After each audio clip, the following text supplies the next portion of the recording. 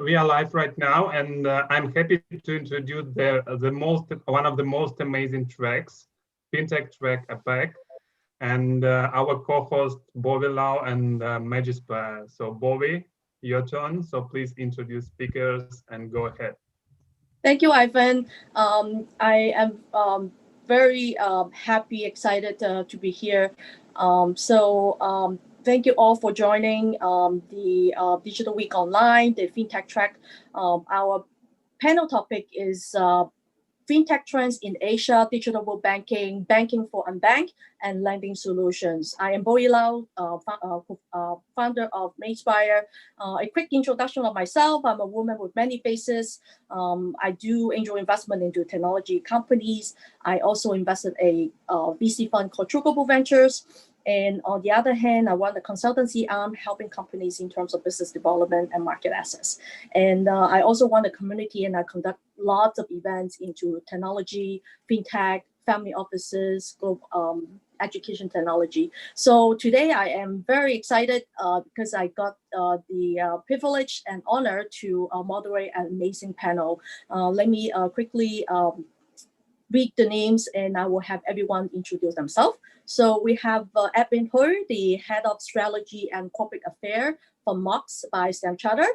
We have Benjamin Quinlan, the CEO and Managing Partner from Quinlan Associates, and he's also a chairman of the FinTech Association of Hong Kong. And we have Corey Thompson, the Head of Digital Product from HSBC. We also have Lizzie Chapman, the CEO and co-founder of Z Money. And Michael Ng, the Head of Product from Wheelat Bank, and also Charles Wong, the co-founder of Kpis Technologies. So let's have a quick introduction of yourself, 30 seconds. Why don't we start with Evan? Hi, everybody. So my name's Edwin. Mox is one of the new virtual banks in Hong Kong by Standard Chartered, and it was also in partnership with HKT, PCCW, and Trip.com. I've been with Standard Chartered for quite some time. I've joined Mox for about almost 2 years now, and I help lead our strategy, partnerships, and corporate affairs effort. Delighted to be here. Thank you, Evan. How about you, Benjamin?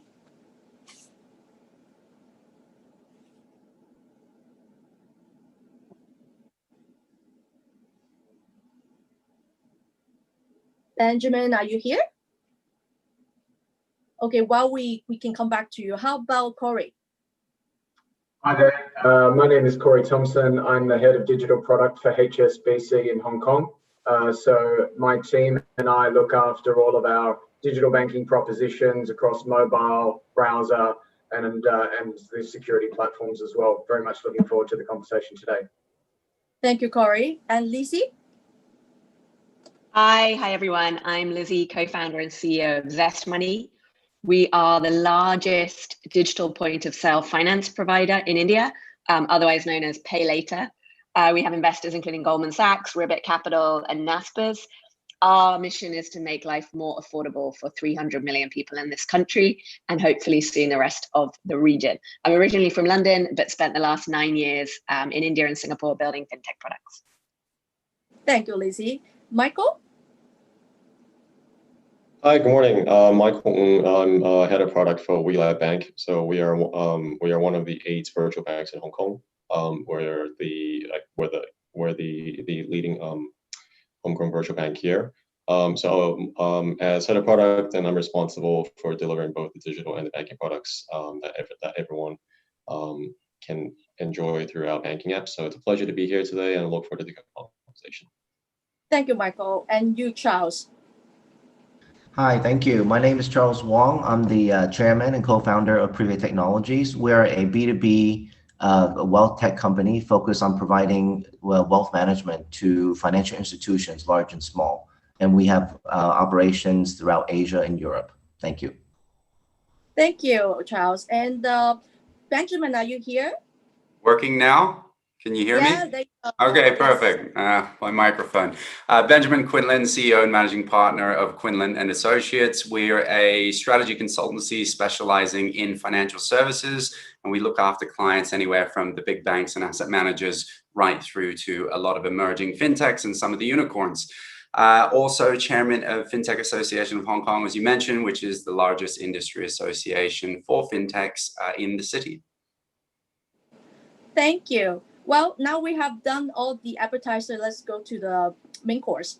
My first question is, as banks worldwide continue their slow pace of innovation, number of startups and fintechs have come around to, modernize banking. And we have a weedy phase in Asia, same, but different. So what is the difference between digital bank, virtual bank, challenger banks, and neobank? Michael? I think that's a brilliant phrase, not just because it's witty, but it's actually really accurate. I think perhaps rather than looking at how they're different within that segment, it's probably better to look at how the difference versus some of the incumbents, right? Now, everyone they're fundamentally different because they're new. So WeLab Bank, as a leading virtual bank in Hong Kong, we're designed ground up to deliver a digital first and digital only customer experience. So we have but one branch, and that branch is your mobile phone. So whatever you're accustomed to asking your friendly bank teller for, we've designed our product so you can self-serve intuitively 24/7 within the app. And because we built this as a digital first proposition, and we ourselves operate as a digital first and digital only business model, then we don't have to make adjustments for existing workflow or systems that are really built for an analog brick and mortar world. Now, at the same time, we are the same. Virtual banks in Hong Kong are quite different from our cousins in or our predecessors in Europe and in the Americas, in that when we launch as a full bank. So we're regulated to the same extent as our brick and mortar cousins, which is a big plus for customers, particularly those who are looking to make the switch, because the entity that owns the customer relationship is the actual bank. So your money here has exactly the same regulatory oversight and protection as you would if you go to your bank around the corner. Now, customers come to us because they have banking needs, and those daily banking jobs like checking your balance, spending money, saving money, seeing where your money is, moving your money around, these are all jobs that we need to be able to deliver on well before we think about doing really cool, funky, and wonderful things. Thank you, Michael. How about your view, Corey?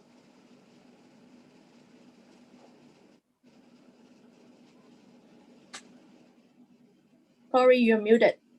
Sorry, talking to myself here. Apologies. There's a lot of, I guess, words that we could kind of get caught up in, and there's a bit of semantics with it. You talk about digital bank, a virtual bank, a challenger bank, a neobank. I think some of it's semantics, some of it's regulatory driven. I think to Michael's point, virtual banks have a specific sort of regulatory framework that they adhere to here in Hong Kong. But if I go back, neo means new, right? But historically, I've always taken neobanks to be more the first generation of like a customer interface that sit on top of a rails of another licensed entity. So I think we can kind of get caught up in all of these, the different languages, but for the end user, I think it's a case of, ultimately they're all banks, and it's a case of understanding what's right for them. So in our case, we're a traditional bank. We have a digital proposition as well. We offer a full range of services, which include physical as well as digital. It's a range of products which includes banking, wealth, and insurance. So, I guess the big message here is it's easy to get caught up in the languages. I think virtual banks definitely have a very sort of specific framework versus, a non-virtual bank here in Hong Kong. But what's a challenger bank? What's a neobank now? I think really they're more and more, I think it's a case of the users, the customers trying to determine what's the appropriate proposition for them and what meets their needs. Thank you, Corey. My next question goes to Lizzie. What are the key drivers, such as pain points and market opportunity behind banks and non-banking lending companies investing into digital technologies? Yeah, great question. So we actually work with traditional banks and traditional lenders in India and across the region and help them offer completely digital end-to-end products to their customers. So we have some insight into why they are pushing towards building these products. I'd say it falls largely into two key drivers. One is very local to different markets, and that's customer demand. So customers across much of this region have really been spoilt in the last few years by the arrival of the mobility apps, the e-commerce apps, the kind of on-demand economy. Customers expect the same kind of experience from their banking and financial services partners. So it's almost become essential to offer that just-in-time on-mobile experience to your core customer base. But the second factor, and more relevant in our market, which is India, but also in some of the other Southeast Asian markets like Philippines, Vietnam, is frankly the cost base. Because of the lower income levels that we're seeing in a lot of the new to bank customers, it's actually critical to create completely autonomous end-to-end digital products and processes to frankly bring down the operating costs of serving that customer. So it's really about bringing more people into the financial ecosystem and serving them in a quality product way, but without incurring the additional sort of feet on street and physical branch-based costs of the past. So it's really exciting. COVID has just accelerated that, in our opinion. And we're seeing a huge amount of momentum at this time. Thank you, Lizzie. How about you, Benjamin? I think banks in general have been plagued by, if you look since the GFC, one thing that people often don't know is that the global banking industry went through this massive offboarding drive in response to fines and regulatory penalties. They started to cut what was effectively called their tail client segment, because the marginal cost of service, just given all the manual processes involved, from onboarding through to servicing through to all the reporting and monitoring, meant that it was very difficult to look after clients and segment them from what was effectively, we need to have a cutoff threshold for a client to be economically profitable. And they went through and basically shafted a lot of accounts, and these customers effectively left and got picked up by digital competitors. And what banks started to realize was the revenue pool actually isn't so small after all. My firm, we calculated that the top 50 banks have offboarded the equivalent of about 25 billion US per annum in revenues across the full universal banking ecosystem. That's a lot of money that's been mopped up, right? So I think when the peers actually start to understand that a lot of this is due to regulatory constraints and just hyper manual inefficiency around their operations, they can bring that marginal cost of service down considerably through a digital proposition. And that means servicing that end client base and tapping into what is effectively a pool of revenue that was ignored but is now considered very attractive is something that digital can do, but the traditional setup of a bank cannot. Okay, that's interesting. How about your views on it, Evan? Well, I was more hoping to build on what Ben and Lizzie said and just kind of build on what happened in Hong Kong and really the opportunity that we saw here and kind of the pain points. Because for Hong Kong, it's been a journey. It really started September 2017 when Hong Kong wanted to take kind of its financial system to the smart era of banking. Then you'll see most of the virtual banks would have applied for licenses in 2018. Licenses were only granted in 19 and now 20. And so that's why I think that there'd been a lot of time for these banks to really look at what are the underlying customer pain points in a market. We did very similar research. And what we found was in Hong Kong, while the product sophistication was quite high, so there are lots of products compared to other markets. And actually the profitability pools are deep in Hong Kong. The actual kind of digital and customer experience was so-so. So we looked at about 70 or 80 customer pain points, and we did 2,000 plus customer research.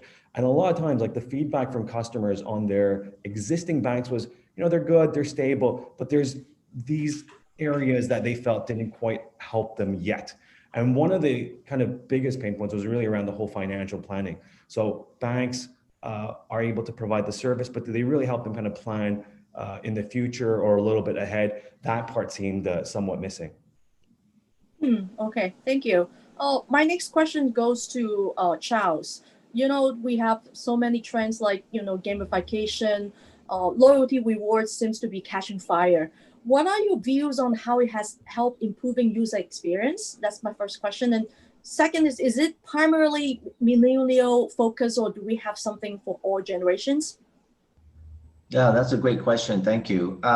Listen, I think, there's been a lot of talk about gamification, right? I think the main drivers for why banks and why financial institutions try to use the gamification is really for things that we've known for a while, which is really 4 areas, right?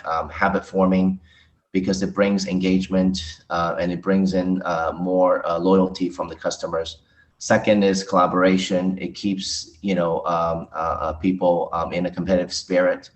It makes them inclined towards this whole idea of uninterrupted engagement. And then the third is really, you know, easier to understand the underlying concepts. So when you have concepts that are really, you know, new, or concepts that people don't deal with all the time, bringing gamification in does make it easier for people to understand. Things such as financial education are typical examples. And then lastly, it's really to answer your second question, it's that it is really competitive in terms of, you know, how it's being viewed across all generations, right? So the competitive nature that exists in all of us is not just in the millennials. And this is something which I think recently has been reported in one of the KPMG sort of research, in that they concluded that the gamification techniques that can be used to improve the awareness of a topic that people may otherwise not be particularly excited about, you know, can be done through gamification. And that what they've shown is that more mature individuals are actually more responsive to gamification experiences than their younger peers.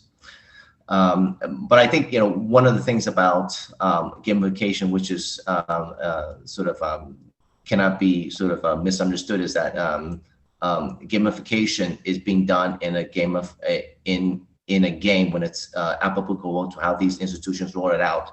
But more of it is providing a game-like environment where people can set up goals, people can set up a purpose, people can gain points, and they can receive badges to give them a feeling of achievement, and also to give them a feeling of, you know, self-improvement. So so that's really the aspect of the gamification that is really taken off. I think another survey that I've read is that you know, brands that incorporate gamification in their customer engagement strategies, you know, what they ultimately measure is the level of engagement, you know, and the level of engagement has sort of been documented to be somewhere between 40 and 50% in rise of engagement, probably a 20% or so rise in the loyalty brand, right, in the brand of the institution, and a 15% rise in the brand awareness.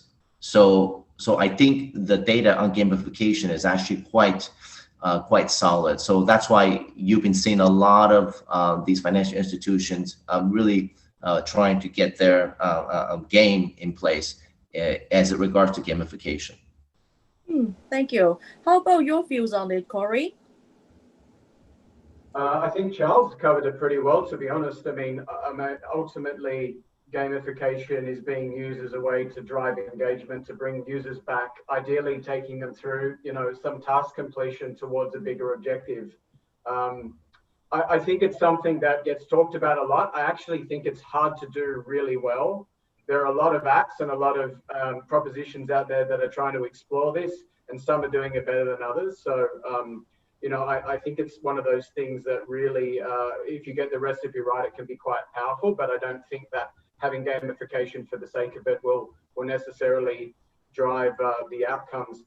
You also mentioned sort of loyalty and rewards, and I sort of, to come back to that one, I see them as different things from gamification, which is really around engagement, and loyalty is around building a level of loyalty, repeat business with your existing customers. Does gamification drive loyalty? I'm not 100% sure. I think it has a way of building a bridge to it, but loyalty is something that I think transcends all demographics. It's not just something that's interested to the younger audiences. And I mean, we've seen it for years in cards. How do we use incentives to drive a certain type of behavior? I think the other kind of backdrop to this conversation as well, or this emerging theme, is particularly with a younger audience, the digital experiences that they're using outside of finance, that brings a level or sets a level of expectation. They're looking for that same kind of experience, that same kind of engagement from their financial apps, and naturally gamification has a role to play in there. That's interesting. Yes. Michael, what are your views on it?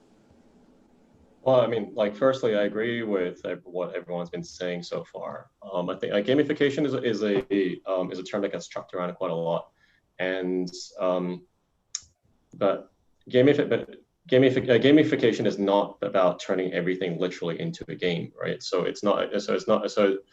gamification is not taking a financial app and like slapping something like an Animal Crossing layer on top of it, because if you do that if you do that to a point where you're actually distracting customers from doing what it is that they really have to come in to do, then it's a little more than a marketing gimmick or like something that's kind of bolt on.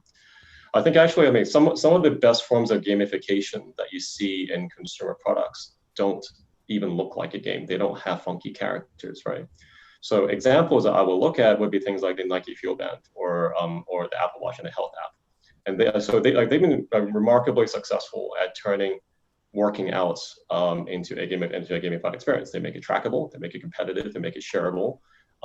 They introduce the notion of shareability, of incentives, of goals, of instant gratification, and through all of this, then they're making this task really sticky. They're driving up customer engagements, but they're doing it in a way that's simple, that's intuitive, and it stays out of the way. It doesn't block you from actually going out for a run.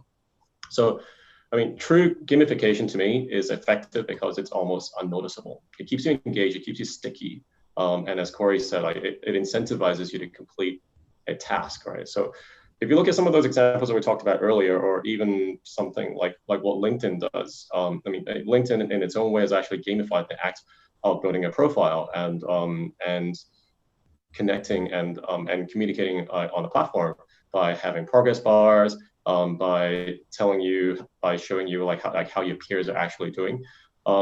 If you look at it from that angle, I think you can see that that gamified experiences are equally powerful for the millennial segment as much as the more mature segments.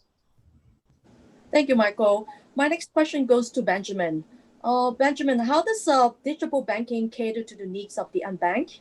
And how does it balance the need for the regard of KYC and AML checks versus making it easier for unbanked to get banked? Sure. Look, the bottom line is that people need to understand just how unbanked certain parts of the world are. I believe Lizzie was mentioning before that she operates in India. She referred to Philippines. Philippines, I give you a stat, about 2/3 of the population is unbanked, right? 2/3. That's a huge part of the populace that can't tap into banking services. And when you look at the risk profile of the banks in the Philippines, even if you want to take out basic credit, what do you need? You need to be able to apply for at least a credit card, right? That's your logical way to get into this market. Income proof, right? You need proof of a job. A lot of the requirements to get through the door to be able to access these services are just completely off limits to many citizens within the country. Now, a lot of the what you would call it, the disruptors, the BNPLs, are targeting the space and realizing, well, are there different ways to evaluate the creditworthiness of individuals to really provide them with the financial services that they need? And if you look at the technology or the approaches that they're using, you know, going into your mobile phone, scraping your metadata, understanding, for example, do you download gambling apps? What are your phone call records like? There are other metrics that you can look into beyond your basic income proof and job proof to evaluate the creditworthiness of an individual. And I think a lot of these institutions, from a risk perspective, as I mentioned before, have shunned, I guess, the lower end or unbanked segment of the market. But this is where they're getting more involved with partnerships, either to what I would call credit scoring engines or eKYC solutions to really tap into a new diaspora of customers. And I think the reality is KYC, you know, to your question, this isn't a very magical process. It's a pain in the ass for anyone that's gone through it. And a lot of that process is very easily automated. I think the reality is the important part with those KYC checks is just the anti-fraud mechanisms, right? And people being able to potentially bypass or skip around some of those checks and balances. But the technology is getting very advanced and picking up a lot of this. So I think it provides a streamlined gateway to really tap into and service a customer segment who are increasingly owning mobile phones and whatnot to provide them with services that don't actually need all of the traditional ticks and box checks that a bank would put them through. So it really does open up a huge opportunity in the unbanked space. The challenge now is to really get the mainstream banks who have the capital and the deposits and cheap funding on board to offer that to the unbanked segment, because if not, then that's going to be raised through private funding, and unfortunately they're going to be charged through the nose when it comes to interest rates, which a lot of them are, and that's the unfortunate part of this equation. Thank you. How about you, Michael? What are your views on it? I agree with what Ben's saying, and I think the concept of using unstructured data, non-conventional data, is something that's very much within our DNA. So WeLab Bank is part of the WeLab Group, and the WeLab Group runs different personal lending businesses, both in Hong Kong, Indonesia, and in China, much of which have been driven by doing alternative credit scoring. Now, I think the banking industry still, by and large, expects customers to do eKYC from a customer declaration perspective.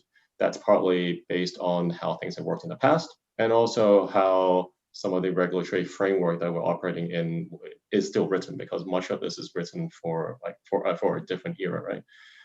But it's not. But progressively, as new entrants like ourselves come in, then we are actively engaging with the regulators to show them that there are alternative ways to be able to get the same level of information, to get the same level of comfort and understanding of the customer without the customer having to literally just go in and fill out a form. I mean, Ben was talking about how he hates filling out forms. One of the things that drives me absolutely nuts every time I go down to a branch is that they'll ask me for my Hong Kong ID. They'll ask me for my address proof, and then they'll tell me to fill in exactly the same thing back onto the form, right? So by being a bit smarter with that, by improving the customer experience with that, and also letting customers do this at their own free time, 24/7, wherever it is in Hong Kong or elsewhere, that they can do this. All of these are different ways that I see players like ourselves being able to extend banking to the underbanked. Thank you. How about you, Lizzie? I would be curious to know from the ZestMoney point of view, especially in India. What are your views on it? Yes, so we are one of those participants, live, active, trying to create more creditworthy people in our market, India. Just to give you the sense of the opportunity, we have about 30 million active credit card users in the country. This is a population of 1.4 billion. There are 200 million people shopping on Amazon every month, yet only 30 million of them have access to a credit card. So that just gives you the kind of extent of, could it be possible that there aren't another 100, 200 million creditworthy people in the market? Obviously there are. The challenge has just been exactly as everybody else has been explaining, how do you identify these people? I just wanted to pick up on the KYC point and actually agree strongly with Michael. Especially in India, what you saw is companies like ourselves were really pushing the digital KYC agenda for the last 5 years. We did a lot of very advanced kind of development using influencers from around the world. I remember we traveled across Europe to try and understand how video KYC was being done there. And we were one of the first to implement that in our market. And with things like video KYC, you can build in lots of automation, you can build in liveness checks, you can build in tamper proofing. There are so many more powerful things you can build into a digital KYC module than the way traditional banks were still doing KYC in our market pre-COVID, which was very much this paper-based form filling. In India, it's even worse. A lot of banks will send an agent home to the customer's house to do the paper-based form filling, which actually creates a perfect fraud opportunity because that agent could get anybody to fill the forms. They're just photocopies at the end of the day. There's no check that this is the actual customer involved in the process. And so the brilliant thing about COVID has been it's been a great time to restart those conversations with regulators and very, senior bank leaders. Finally, they understand that sending a guy to the house is not an ideal scenario right now. And if there's a way we can push towards a much more digital approach, the whole ecosystem is now embracing that. Yes, amazing. Speaking about India, and it's the same as China. The market is huge and the potential is unlimited. Thank you. Let's talk about the API, open API, and the open architecture. My question goes to Evan. What are your views on the data privacy, alternative data, and the change of traditional bank, such as customer service relationship? Well, for banks, and whether you're a virtual bank or traditional bank, the customer data is so critical, and the protection of that customer data is so critical. For us, as we explore with our kind of partners, HKT, PCCW, and Trip.com, it has to be kind of within the confines of, kind of what is allowed and what is kind of doable across kind of both regulated entities for all kinds. But what we're really looking at is how can we make that customer experience a little bit different? And you have seen this success with all the other virtual banks. So I'd say some of the virtual banks across the world, if you look at kind of Tinkoff, like the ability to, let's say, purchase a handset. So kind of that integration with your ecosystem partners becomes really important. But how we leverage that data with other parties is something that deeply regulated that we have to kind of work within the applicable rules. Thank you. How about you, Lizzie? What are your views on it? Yeah, so actually we've always been a huge proponent of using alternative data, but we believe that it's critical in our market in order to gain consumer trust to do that in a very transparent and consent-based way. So one of the previous panelists mentioned scraping the device data. So, using an app to scrape phone data. We actually don't think that that's the right way to capture alternative data because we think it can create mistrust between the customer and the fintech.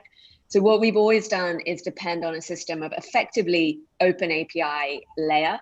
We've built an interface that integrates with multiple banks and financial partners, as well as digital companies in the ecosystem that have transaction data, have authentication data. And with the customer consent, we pull that data real time. They then have the option, a bit like gamification, to add additional data points if they want to increase their credit limit. But we found that this has much, much higher customer acceptance and adoption than the more sort of scraping mechanisms.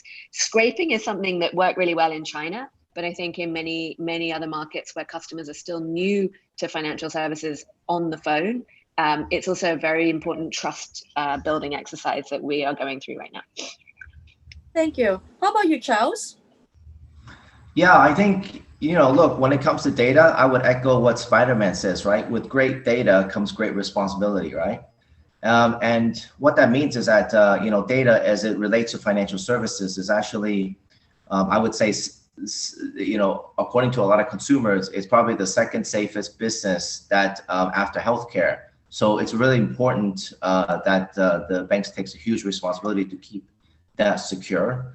Having said that, it's also sort of good to understand that a lot of the customers, right? Accenture did a survey about 2018 that says about 70% of the customers surveyed won't do business with a provider they don't trust to protect their data.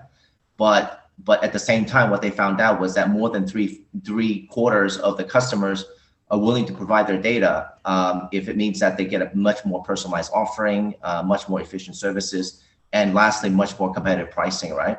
So I think what it means is that data should be protected, but the customer bank relationship that we've seen and the drive towards digitization is that the data really is used to enhance the sort of the customer-centric business models that have really, formed the backbones of a lot of these, neobanks and a lot of these virtual banks today. And I think it offers basically the opportunity for these institutions to be a lot more consumer-centric than it has ever been. So what I would say is that, this is a very good turn for the consumer, because the data is right now being used to provide a business philosophy that resonates with the consumer. And I think that the future is very bright if the banks or the financial institutions is able to protect that data. Thank you, Charles. My next question goes to Corey. Given the traditional banking paradigms are being disrupted, how would you measure the success in digital banking? I mean, if we go back to first principles and I think about what our purpose is as a bank, it's really about helping customers achieve their financial goals and through that their life goals. Digital doesn't change that purpose, and I think what we should be looking to do is it should enhance or complement that purpose. So really, I mean, digital brings convenience. It brings a level of immediacy. I can transact now. I can transact anywhere. It introduces transparency. So it sort of takes what you would think of the traditional banking construct and improves it, but it doesn't change the purpose of what we're trying to solve and why we're here. What I would say though is digital as a medium does offer us an opportunity to come up with more innovative ways that we can solve this problem. It also provides us an opportunity to think differently about the product constructs we might offer. And data was talked about before around how we use data and surface that in a meaningful way that in a traditional operating model that wouldn't have been possible to do. So there are experiences and interactions and potentially product constructs that improve and evolve the banking proposition. But the purpose of banking at its core and at first principles, I don't think is changing too much. I think there are obviously players in different sort of sub-segments that are taking that out to different customers and exploring that in a more narrow vertical. But I mean, you say to your original point about disrupting the paradigm, I think the operating models for sure and the servicing models and the distribution models, but the purpose of the problem that we're trying to solve and why we're here for our customers, I don't think is disrupting. I think digital offers a way to improve, enhance, and think differently about that. Thank you, Corey. How about you, Benjamin? What do you think about it? It really boils down to if digital proposition is about enhancing the customer experience, then looking across the entire customer life cycle to see what benefits are really being delivered through each part of the technology being used. So from a marketing perspective, is a bank getting better bang for its buck, for example, in terms of more targeted client marketing? Is it getting better returns and conversion rates? If you go to eKYC solutions, onboarding time significantly reduced. If you go to product development, is uptake better? If you go to queries and servicing, have complaints come down? I mean, that's the logic, right? You're supposed to look at that customer journey and see how tech is making that experience better, not just internally, but also for the customer itself. I think the broader thing for many of the institutions, particularly the VBs, and I know we've got two of the VBs on this call, is really to understand what the proposition is for the underlying economics of the organization as a whole.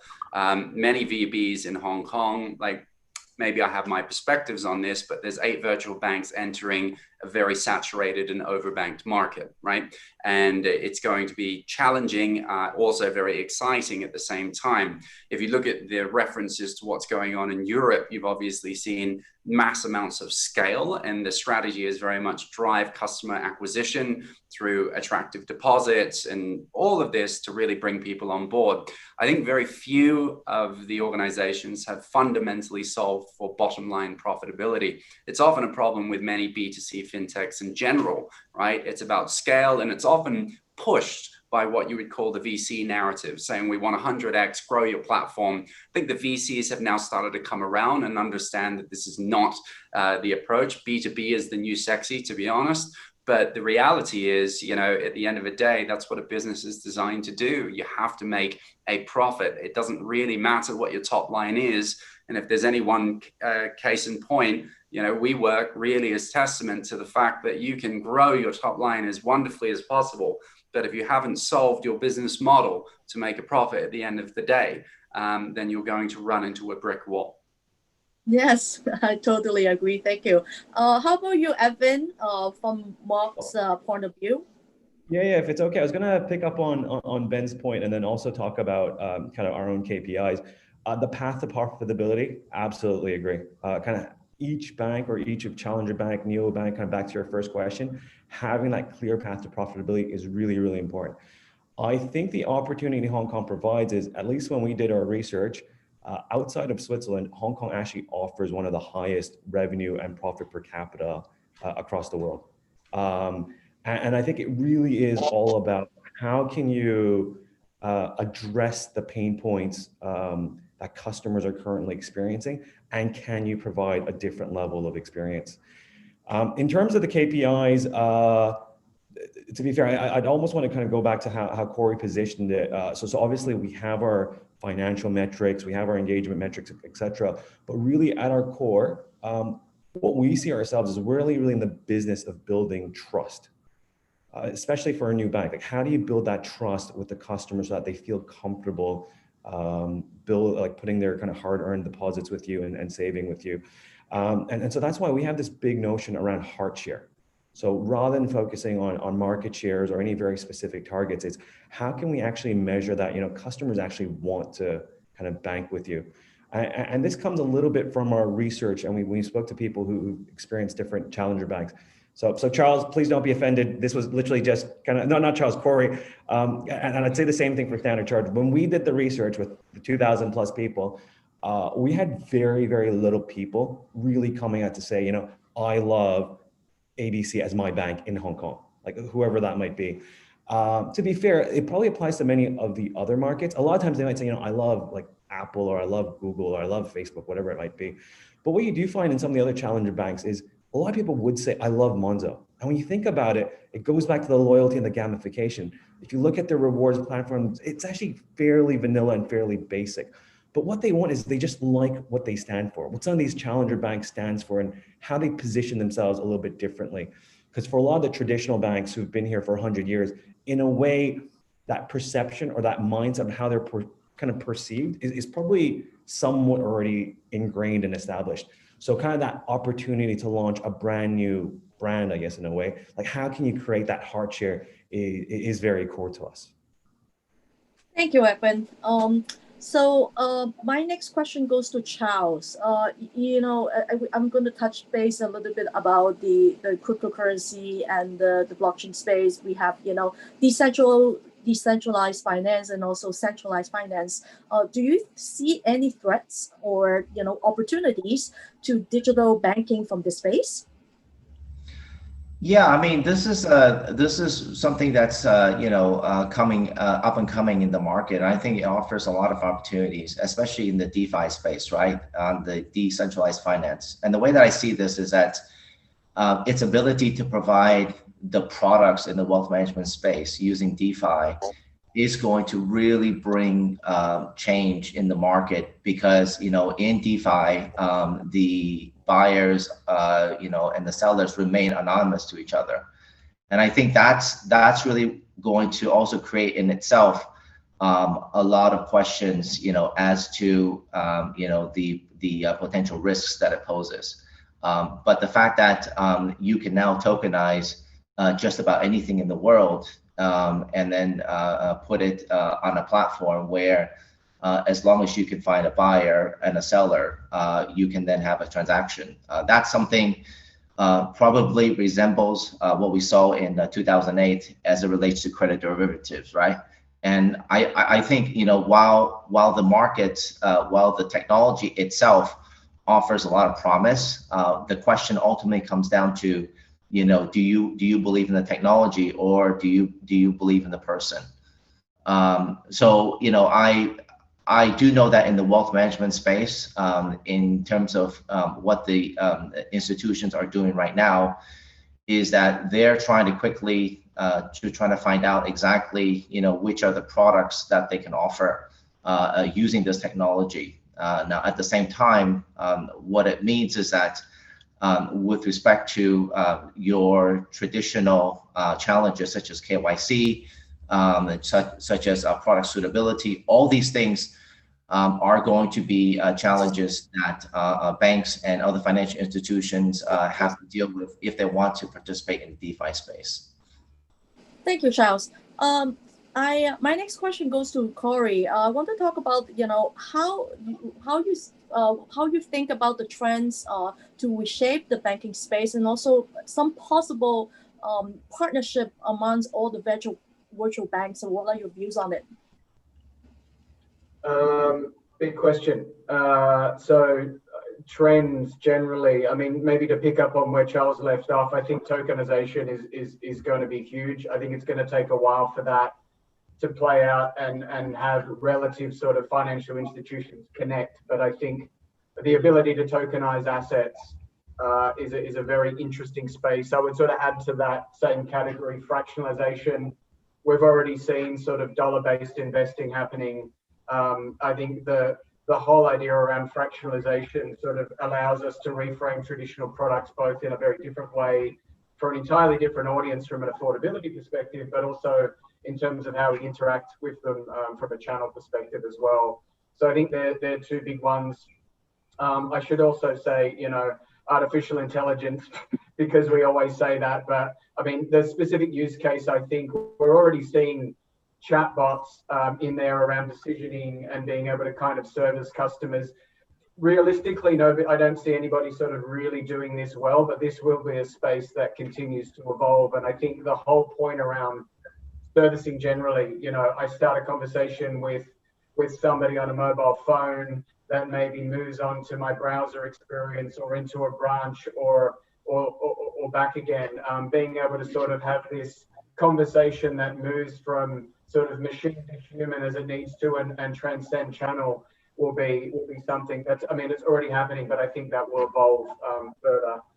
You had a second part of the question, which was on partnerships with virtual banks. You want to maybe just ask that part again? Sorry. So any potential partnerships that you can see amongst all the virtual banks? With HSBC or between virtual banks? I mean, I think it's probably too early to say. I would probably pass to Michael and Edwin for that. I think where there are obvious partnerships or collaboration opportunities is to drive forward the agenda in the fintech space more broadly. And I sit as a co-chair of the Digital Banking and Payments Committee for the Fintech Association of Hong Kong, which Benjamin chairs. And I think obviously wherever we can work together to sort of drive the collective interest of our group and to kind of lift the profile of fintech and technology and drive forward the agenda for a better experience for customers is an obvious one. Maybe I pass to Edwin or Michael for the trickier end of the question. I don't have any sort of obvious answers around that one. Sure. How about you, Edwin? What are your views on it?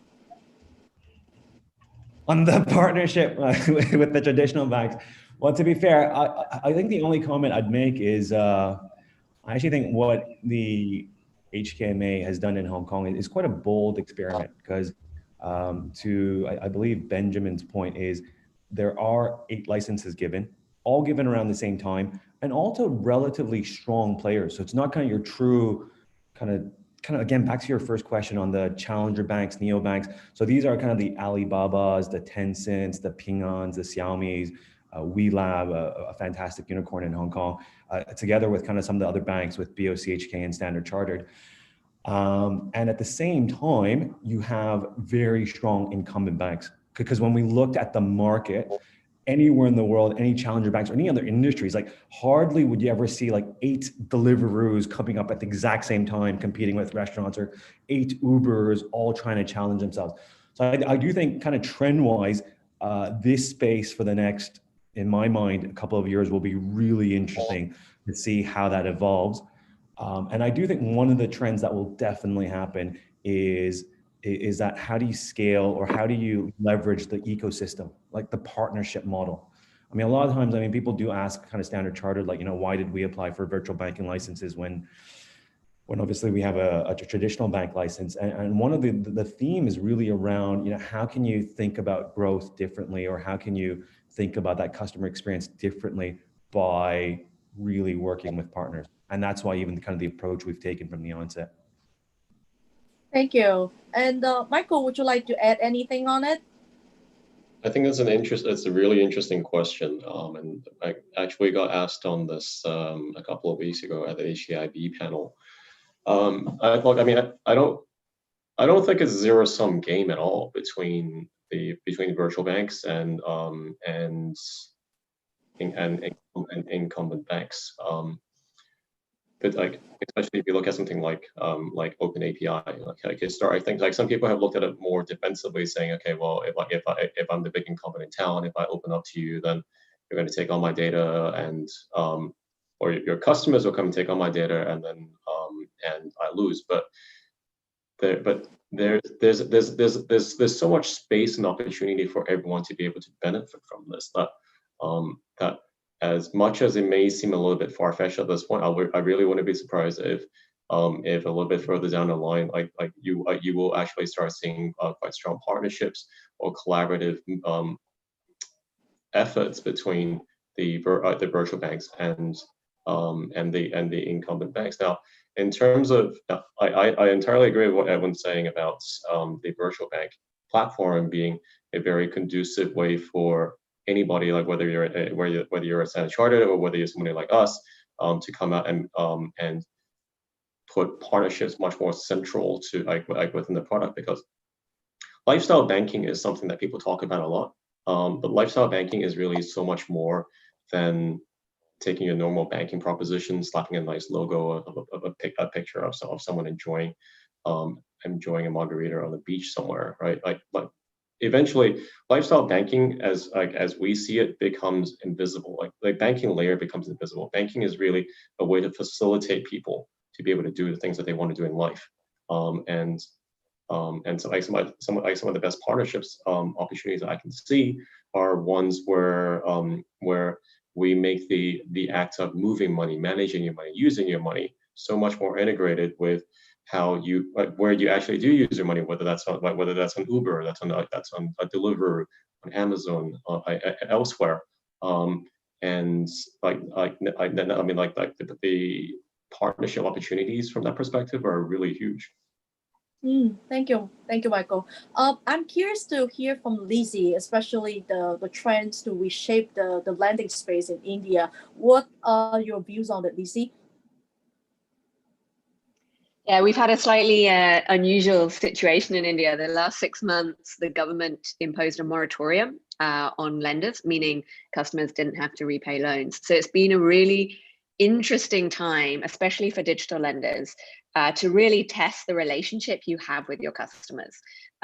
What we've seen is very, very divergent credit responses from different lenders. Some came down very tough on their customers, were very, I guess, unfriendly in the way that they implemented the moratorium. Obviously, speaking for ourselves, we spent a lot of time trying to create the best possible digital experiences for customers who wanted to avail a moratorium.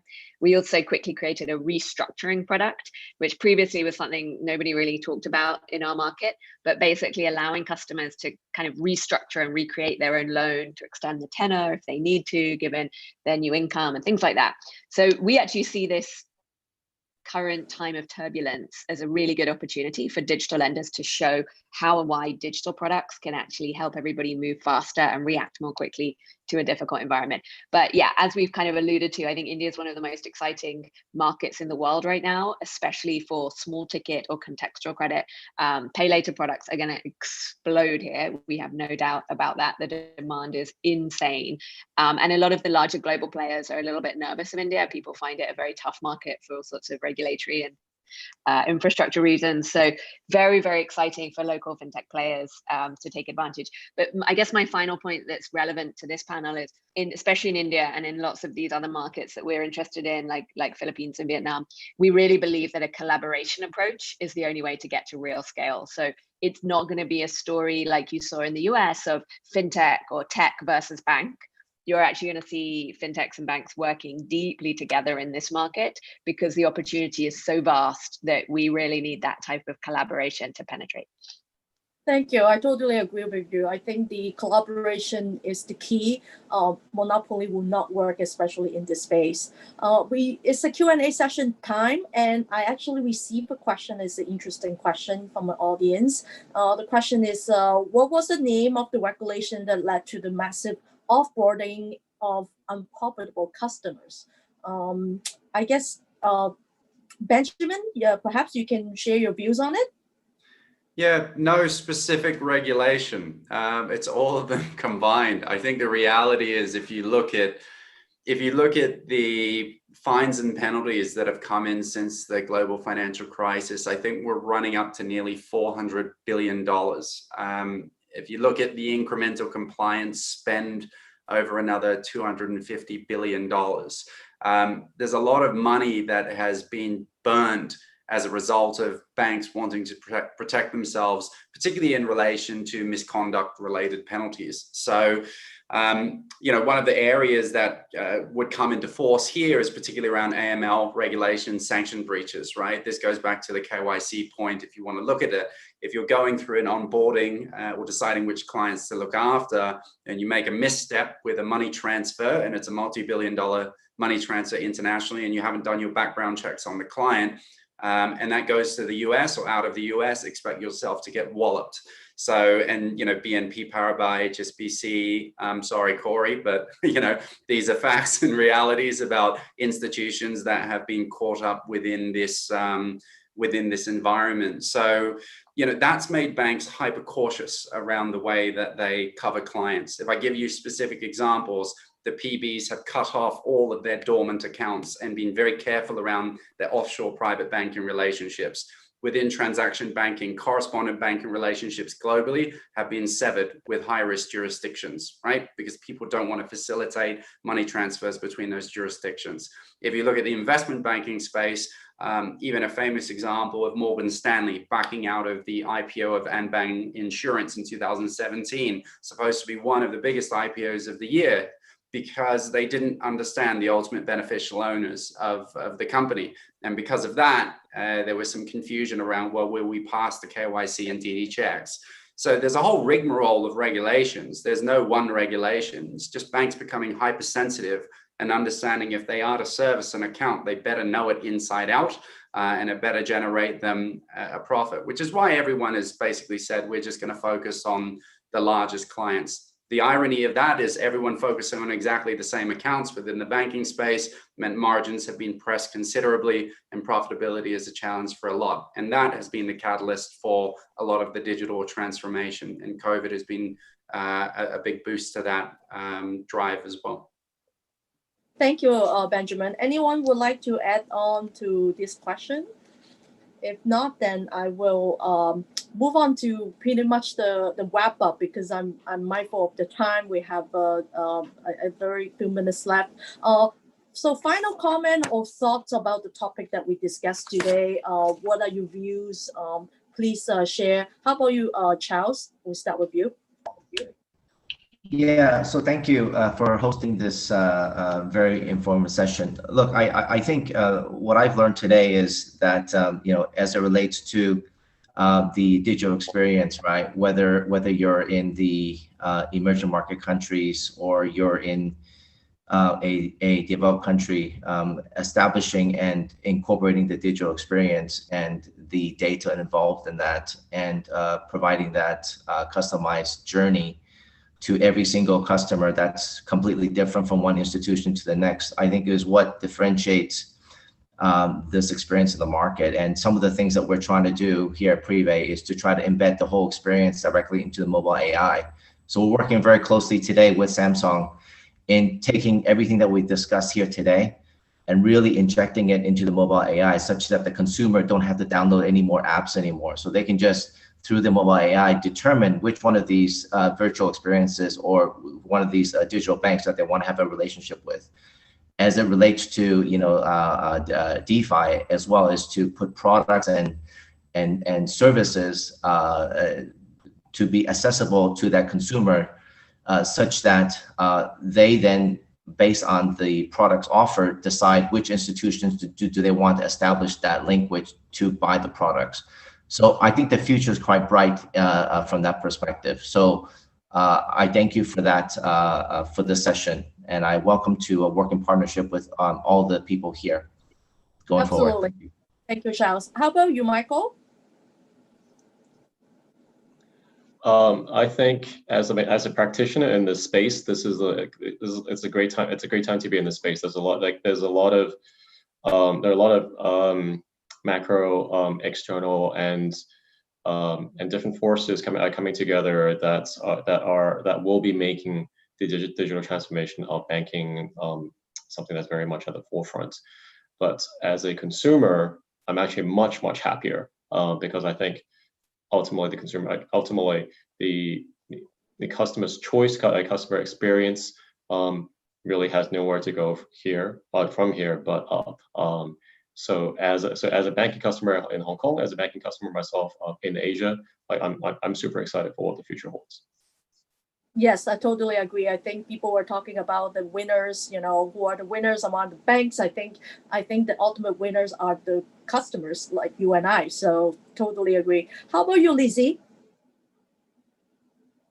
Yeah, no, it's just great to hear from so many people across the region, having very similar views to our ecosystem. And I think I would say that this is such a great time for more of these discussions and more collaboration across regions, because that's where we can get the best inspiration.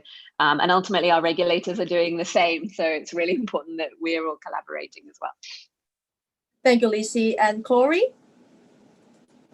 I think maybe just from an audience perspective, I'm hoping that the audience have enjoyed the conversation and we've been able to represent a nice diverse range of views across traditional incumbents, virtual, and fintechs, as well as sort of corporate strategy as well. So I've certainly enjoyed the conversation.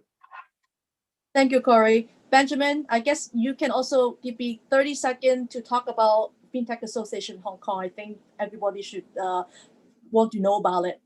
Sure. Well, I mean, my final comments, first of all, Bowie, thanks for putting us on. But, my final comments with regards to this topic is I think there's a lot of potential to be unlocked by the digital banking space. What I hope for the future is that we don't end up in a real race to the bottom. And what I mean by that is a race to the bottom in terms of fee competition, because you can see the VBs coming in, the incumbents responding, and I tell you what, the incumbent banks can cross-subsidize this for a lot longer than a VB investor might be willing to stomach it. You never know, right? But at the end of the day, yes, the customers are benefiting. As I mentioned, I do hope that we are entering a period of sustainable business models, right? Ones that can run and be economically profitable for the long term without having to wallop a customer down the road and say, by the way, we're not making money. We have to lob all these fees back on. And the whole purpose of what the digital banking experience was designed to deliver is basically overturned. And again, that is the case that's happening in Europe at the moment. So just making sure that, solving for profitability and solving for something that is long-term sustainable is there. But I do see, as some of the other panelists mentioned, the open innovation model really being able to drive a lot of that. And I do see down the road that a lot of the incumbents will just simply buy up many of these firms that have the ability to innovate nice and fast, and they don't have to do it themselves, but they have the capital to do the acquisition. On the Fintech Association of Hong Kong, on I guess a more broad note, FTHK, for those of you who aren't aware, is the largest fintech industry association in the city. We have about 1,700 members spread across the banking and financial institutions, asset managers, buy, sell side, as well as a hell of a lot of fintechs. And Corey, as he mentioned before, is a co-chair of the Digital Banking Committee. We're structured under 8 different committees: digital banking and payments. We have insurtech, we have wealth tech, reg tech, AI and big data, cloud and cybersecurity. I should know this off the top of my head as chairman, and 2 more. So overall, you can go on the website, fthk.org. You can find out a lot about what we're doing. It's cheap to sign up as an individual, and there's good rates for startups and SMEs, and corporate rates are very competitive relative to the market. Lots of events, lots of networking, lots of what you would call thought leadership industry series where experts such as Michael, Corey, Lizzie, Charles, as well as Edwin, will really come and share their kind of insights. You'll get to meet with many people within the industry who can basically provide color on all the topics that you are interested in. And I'll pause at that. Thank you, Benjamin. Edwin, what are your final thoughts? Just a massive thank you to everybody. Learned a lot, and kind of echoing Michael's point, I do think for the customers, this will be a great space. And for them, it's just more choices that better suits their needs.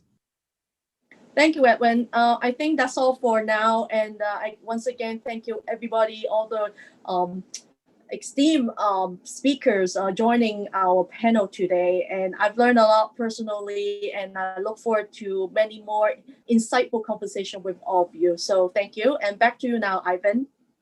Yeah, thank you, Bobby. Everybody, really insightful panel. So I do believe very valuable for our audience. So thank you very much, and have a nice day ahead. Thank you. Cheers. Cheers. Thanks, everyone.